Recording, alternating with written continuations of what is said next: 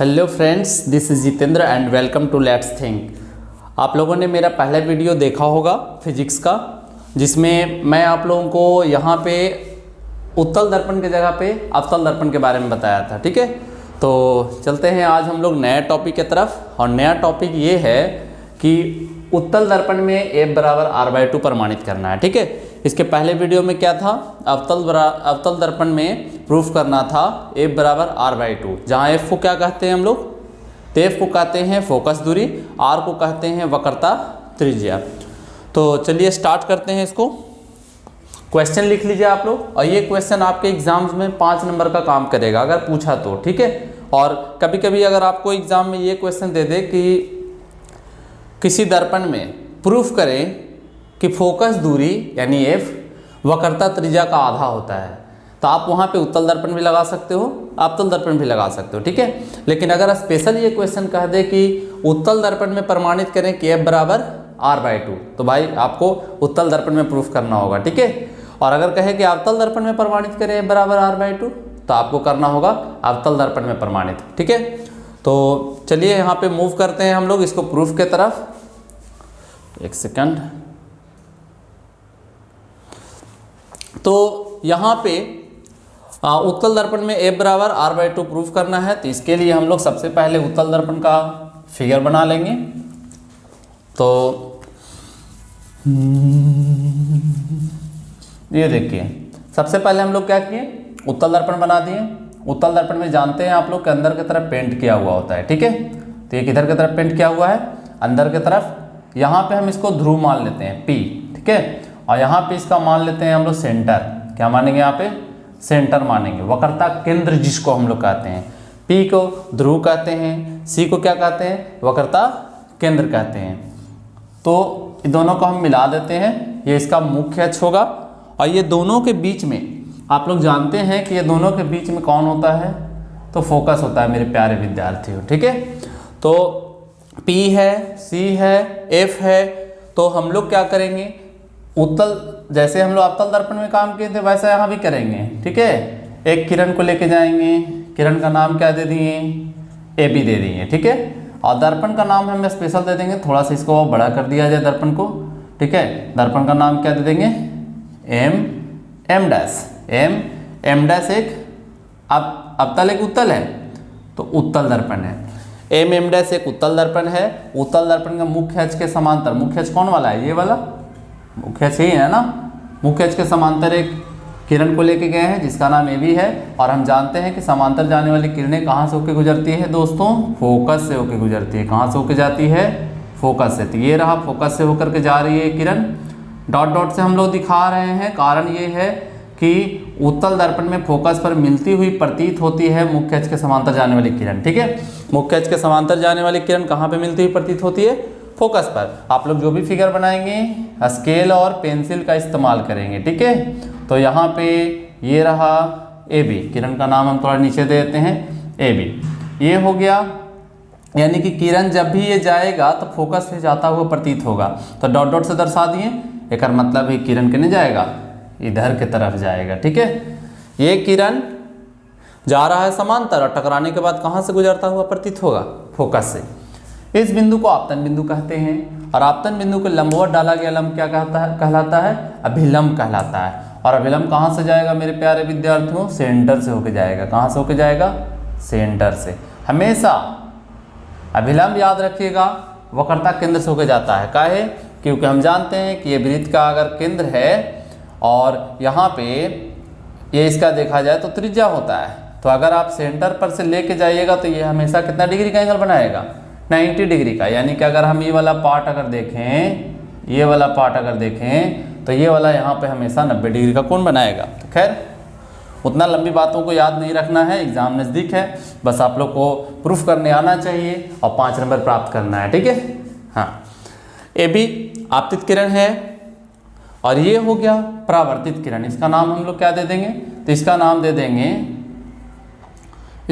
देंगे BC। तो यहाँ पे दिया हुआ है ना, तो इसका नाम हम क्या दे दें, AB, इसका नाम D दे दीजिए। ठीक है, BD क्या है, तो BD हो गया है परावर्तित किरण, और ये है अभिलंब। ये क्या है, अभिलंब, अभिलंब का नाम भी आप दे सकते हो, एन दे सकते हो, मतलब एनसी जो होगा वो अभिलंब का काम करेगा।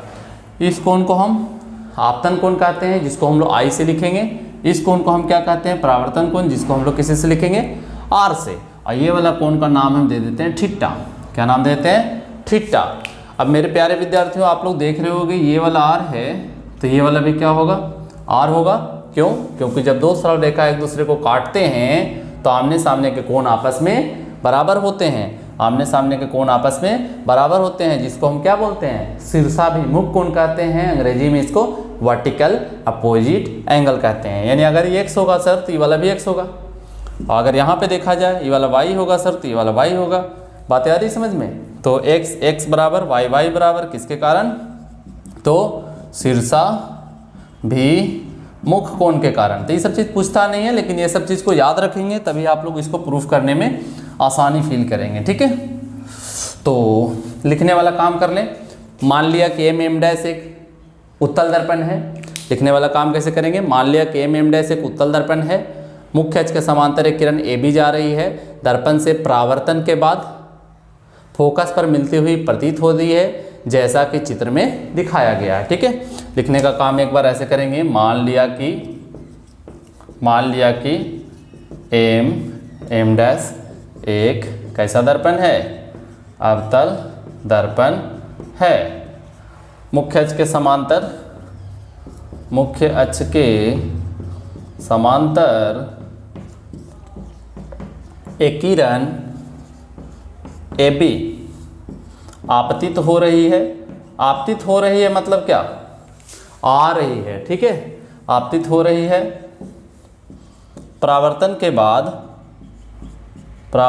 बाद फोकस पर मिलती हुई प्रतीत हो रही है। फोकस पर मिलती हुई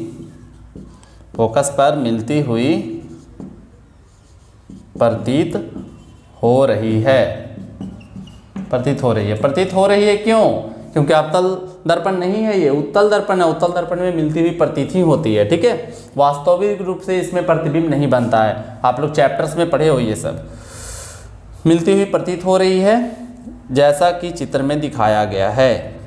जैसा कि चित्र में क्या किया गया है? तो दिखाया गया है। तो मेरे प्यारे विद्यार्थियों, ये सब लिख लीजिए आप लोग, और आप लोग अपने नोट्स में इसको कवर करिए और बार बार इसको प्रैक्टिस करिएगा। ठीक है, क्योंकि practice is an important skill. Okay, तो प्रैक्टिस जो होगा एक बहुत ही बड़ा काम करेगा आप लोगों को। तो अब इसको मैं मिटाता हूँ और आगे के स्टेप में चलूँगा। ठीक है, उतार लीजिए, चाहे स्क्रीनशॉट कर लीजिए अपने फ़ोन में, कोई दिक्कत नहीं है। तो यहाँ पे अब अगर हम बात करें प्रकाश के परावर्तन के नियम से, अगर हम बात करें तो प्रकाश के परावर्तन के नियम से क्या हम लोग नियम में पढ़े हैं कि एंगल आई बराबर होगा एंगल आर के। ये वाला दोनों आपस में बराबर होगा। इसको मान लेंगे क्वेश्चन नंबर कौन सा? फर्स्ट मानेंगे। अब चूंकि एफ बी सी चूंकि एंगल एफ बी सी बराबर है किसके? एंगल डी बी एन के। क्यों बराबर है? आमने सामने के कोण होने के कारण, शीर्षाभिमुख कोण के कारण। यहाँ पे लिख देंगे काहे ऐसे बराबर हुआ, तो ब्रैकेट में यहाँ करके लिख देंगे शीर्षाभिमुख कोण के कारण। यानी हिंदी में इसको क्या, इंग्लिश में क्या बोलेंगे? वर्टिकल अपोजिट एंगल के कारण। यानी हम क्या कह सकते हैं कि F B C, angle F B C बराबर डी बी एन यानी कितना? आर। ठीक है, अब जरा आप गौर करें, ए बी समांतर है पी सी के। चूंकि ए बी जो है वो समांतर रेखा है, क्या कर ए बी, ये देखिए ए बी है। ठीक है, और ये रहा पी सी, ये क्या हो गया? P C. ए बी समांतर है पी सी के, और ये वाला यहाँ पर ऐसे काम कर रहा है एक तिर्यक रेखा। ठीक है, तो तिर्यक रेखा काम कर रहा है, इसका मतलब है कि ये वाला कोण जो है, ये वाला कोण के क्या होगा? बराबर होगा। यानी ये वाला कोण आई है तो ये वाला कोण भी क्या होगा, आई है, लेकिन हम स्पेशल नाम यहाँ क्या दिए हैं, थीटा दिए हैं। तो हम क्या कह सकते हैं, दोनों समांतर है तो एंगल FCB बराबर क्या कर होगा, ABN के, ABN के। FCB ये वाला कोण बराबर होगा ABN के, यानी कि एंगल FCB का नाम हमने क्या दिया है, थीटा, और ABN का नाम हमने क्या दिया है, आई। ठीक है, बात आई समझ में। यहाँ पे FCB थीटा है, ABN कितना है, आई है, तो ये वाला थीटा ये वाला आई के बराबर होगा। काहे बराबर होगा भाई, क्योंकि AB समांतर है PC के, AB समांतर है PC के, और ये वाला दोनों कोण संगत कोण है, ये वाला अंदर और ये वाला बाहर। ये देखिए, ये अंदर और ये वाला बाहर। काहे ऐसा हुआ, तो बगल में हम लिख देंगे किसके कारण ऐसा हुआ, संगत कोण के कारण। किसके कारण, तो कि एग्जाम हॉल में टीचर जानता है इस बात को कि बच्चा किसके कारण किया है, तो आप लोग ये लिखने का कोई ज़रूरत नहीं है, और लिख भी दोगे तो और बेहतर हो जाएगा। ठीक है, संगत है ये लिखा हुआ। चलिए अब हम लोग आगे मूव करते हैं। यहाँ पे यहाँ तक आप लोग नोट कर लीजिए। आप जरा गौर करिए, आई किसके बराबर है, आर के। आई किसके बराबर है, आर के, और यहाँ पे आर किसके बराबर है, FBC के, FBC के। ठीक है, तो हम क्या कह सकते हैं कि आई बराबर है आर के और वाई बराबर है थीटा के। तो हम क्या कह सकते हैं यहाँ पे, तो चूंकि हम लोगों ने देखा कि आर बराबर है आई के और थीटा बराबर है आई के, इसलिए क्या आर बराबर है आई के, थीटा बराबर आई के, तो थीटा बराबर कितना, आर, थीटा बराबर आर, और थीटा बराबर आर यानी क्या, तो थीटा बराबर आर यानी थीटा बराबर FBC। देख लीजिए, FBC बराबर आर है और ये थीटा बराबर कितना है, आई है। और पहले हम लोगों ने प्रकाश के प्रवर्तन के नियम से पढ़ा कि आई बराबर होगा किसके, आर के। तो अगर हम फिगर में अब इस बात को देखें यहाँ पे, तो FBC ये कितने के बराबर हो जाएगा, आर के। थीटा आई, आर बराबर आई, थीटा बराबर आई, तो निश्चित है कि थीटा जो होगा वो ये वाले के क्या होगा, बराबर होगा। तो हम क्या कह सकते हैं कि जब ये वाला कोण के बराबर आ गया, तो निश्चित है कि ये वाला जो भुजा है ये वाला भुजा के क्या होगा, बराबर होगा। इसलिए FC का वैल्यू BF के वैल्यू के क्या होगा, बराबर होगा। ठीक है, अब हम लोग क्या कहेंगे, FC का वैल्यू BF के वैल्यू के बराबर होगा, तो हमको जो प्रूफ करना है वो PC यहाँ से यहाँ तक के बीच की दूरी को हम लोग क्या कहते हैं, R कहते हैं, यानी कि वक्रता त्रिज्या कहते हैं। और P से लेके F के बीच की दूरी को क्या कहते हैं, फोकस दूरी कहते हैं। यानी हमको जो प्रूफ करके लाना है वो किसके किसके बीच संबंध लाना है, F के बीच और R के बीच। तो दर्पण का द्वारक बहुत छोटा होता है, क्योंकि दर्पण का द्वारक बहुत छोटा होता है, बहुत छोटा होता है। तो दर्पण का द्वारक बहुत छोटा है, कर मतलब B से लेके F, यानी ये वाला B से लेके F बराबर होगा P से लेके F के, यानी कि BF बराबर के कर PF, B से लेके F बराबर P से लेके F।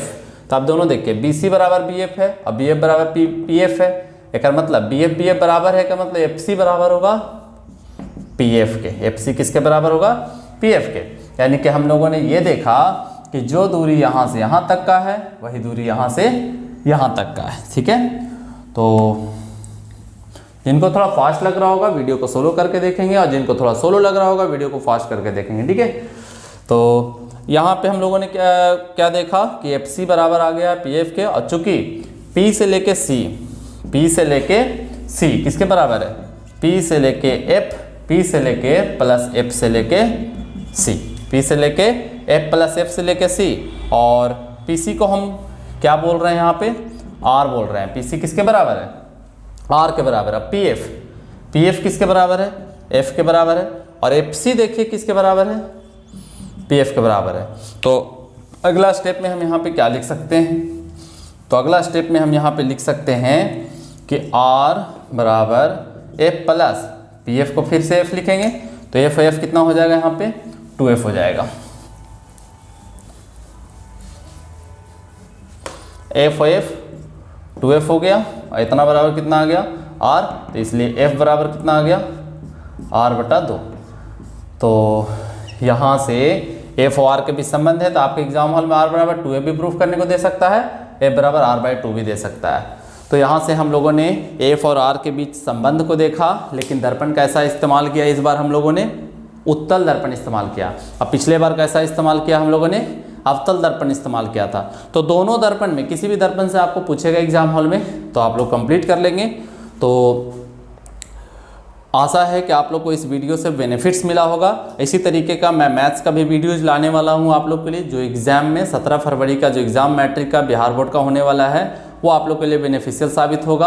और साथ ही साथ जैसे ही आप लोग का एग्ज़ाम कंप्लीट होगा, मैं मैथ्स के केसी सिन्हा का हर चैप्टर्स का, हर क्वेश्चंस का वीडियोज लाने वाला हूँ, आपके छोटे भाई बहन को काफ़ी बेनिफिशियल होगा। ठीक है, तो तब तक के लिए आप लोग चैनल को सब्सक्राइब करें, शेयर करें और लाइक भी कर दें, ठीक है, ताकि मेरा मोटिवेशन लेवल अप रहे। और तब तक के लिए bye, good day, take care.